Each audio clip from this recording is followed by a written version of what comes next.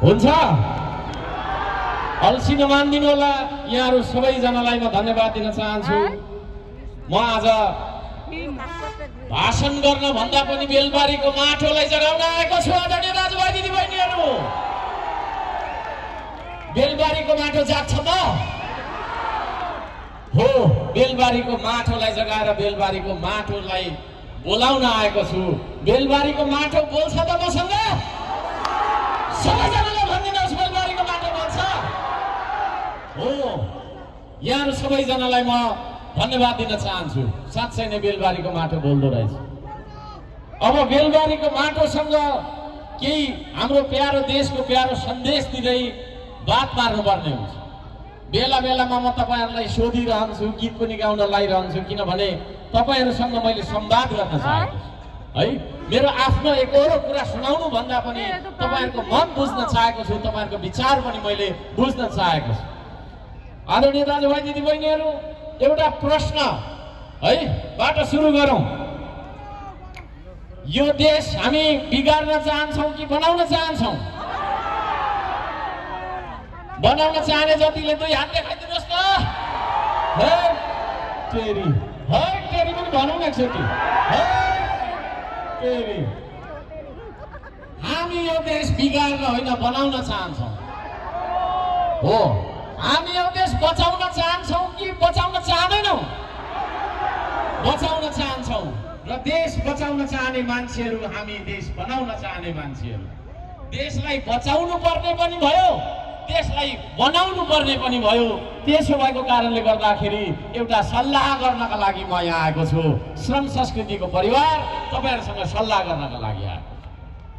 तपाईँहरू सबैजनालाई श्रम संस्कृतिमा म स्वागत गर्न चाहन्छु है। यहाँहरू सबैजनालाई म सम्मान गर्न चाहन्छु। हल्लै हल्लामा हराएको देशमा अब हामीले सल्लाह गर्नुपर्छ। पर्छ कि पर्दैन? हो, हल्लाको देश, नाराको देश है। मुर्दाबाद कि मुर्दाबाद, मुर्दाबाद कि मुर्दाबाद भन्नुको साटो अब जिन्दाबाद कि जिन्दाबाद भन्नुपर्छ। पर्छ पर्दैन? हो, जिन्दाबादको नारा लाउनका लागि, सल्लाह गर्नका लागि हामी आएको कुरा म यहाँहरू सबैजनालाई हार्दिक जानकारी दिन चाहन्छु, हार्दिक निवेदन गर्न चाहन्छु। आदरणीय दाजुभाइ दिदीबहिनीहरू, हामी नेपाली एकले अर्कालाई खालि मुर्दाबाद कि मुर्दाबाद भनिरहन्छौँ। भन्छ कि भन्दैनौँ है? म यो पार्टीको मान्छे भनेर अर्को पार्टीकोलाई मुर्दाबाद है। बाउले छोरालाई नै मुर्दाबाद, छोराले बाउलाई नै मुर्दाबाद भन्ने दिन आयो कि आएन?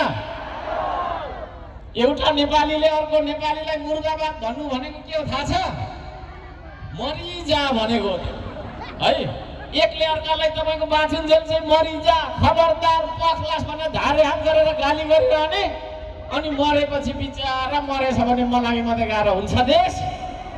बन्छ देश?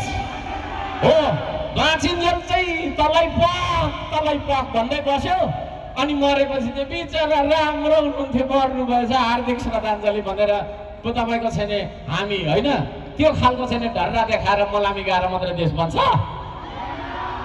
अब मलामीमा मात्रै भेट्ने नेपाली समाज श्रमदानमा भेट्नुपर्छ। आदरणीय दाजुभाइ दिदीबहिनीहरू, तपाईहरु तयार हो? म भन्ने गर्छु, म मर्दा भो मलामी कोही आउनु पर्दैन, देश बनाउन बोलाउँदा चाहिँ नाइ नभन्नु ल है। अर्को सापाङ मर्दा भोलि कोही मलामी नआउनु तपाईहरु। मेरो परिवारमा भएको 2-4 जना मान्छेले पनि मलाई जंगल लगेर स्वागत गर्न सक्छ, तर यो देश म आफै बनाउन सक्दिन।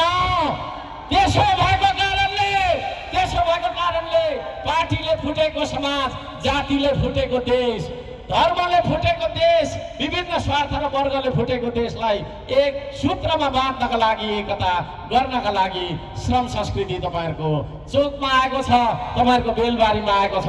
तपाईहरुलाई हार्दिक स्वागत गर्न चाहन्छु। आकाश जत्रो मन लिएर श्रम संस्कृति तपाईहरुको छने सामुन्नेमा आएको छ। त्यसो भएको कारणले गर्दाखेरि आदरणीय दाजुभाइ दिदीबहिनीहरू, अब हामी एकले अर्कालाई मुर्दाबाद भन्न छोडौं। एउटा नेपालीले अर्को नेपालीलाई जहिले पनि जिन्दाबाद भनिरहनु पर्छ। जीवनको कामना गर्नुपर्छ, हामी सबै मिलेर एकताको कामना गर्नुपर्छ। त्यो कुरा लिएर म यहाँ आएको कुरा निवेदन गर्न चाहन्छु। सबैजनालाई हार्दिक स्वागत छ यो कार्यक्रम।